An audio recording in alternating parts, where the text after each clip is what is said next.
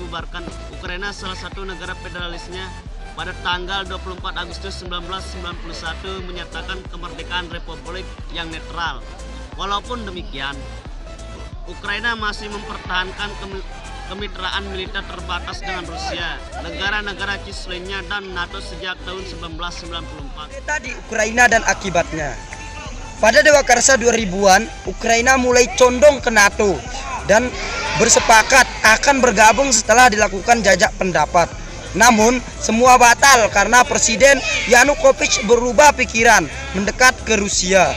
Ada dugaan pemicunya adalah Rusia memberikan dana talangan sekaligus potongan harga gas ke Ukraina yang memang bergantung padanya. Keputusan Yanukovych memicu demonstrasi yang disebut Euromaidan dan berpuncak pada revolusi Ukraina 2014. Muncul dugaan kudeta disponsori Amerika Serikat karena ada bukti bocoran rekaman pembicaraan telepon asisten sekretaris luar negeri Ukraina Victoria Nuland dengan Geoffrey Payat, Dubes Amerika Serikat untuk Ukraina tentang calon pemimpin Ukraina. Selain itu, rezim baru itu faktanya didukung oleh Amerika Serikat. Kegelisahan masyarakat di wilayah timur Ukraina, terutama di Crimea, itu karena kebijakannya yang nasionalis dan melarang penggunaan bahasa Rusia. Belum lagi tindakannya yang menghancurkan patung tokoh-tokoh Rusia atau Soviet.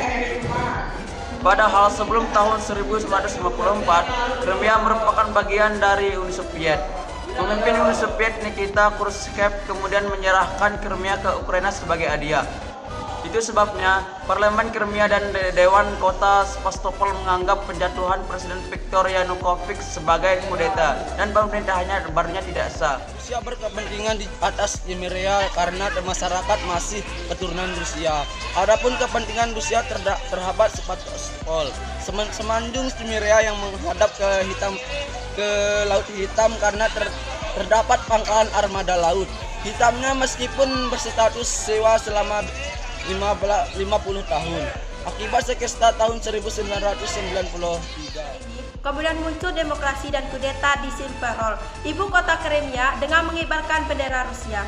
Politisi pro-Rusia Sergei Aksyonov dengan cepat ditunjukkan menjadi Perdana Menteri sementara. Adapun parlemen menunjukkan menggelar referendum untuk menyetujui gabungan dengan Rusia. Pemerintah Ukraina gagal menghalangi referendum di Crimea. Referendum dilaksanakan pada Minggu 16 Maret 2014.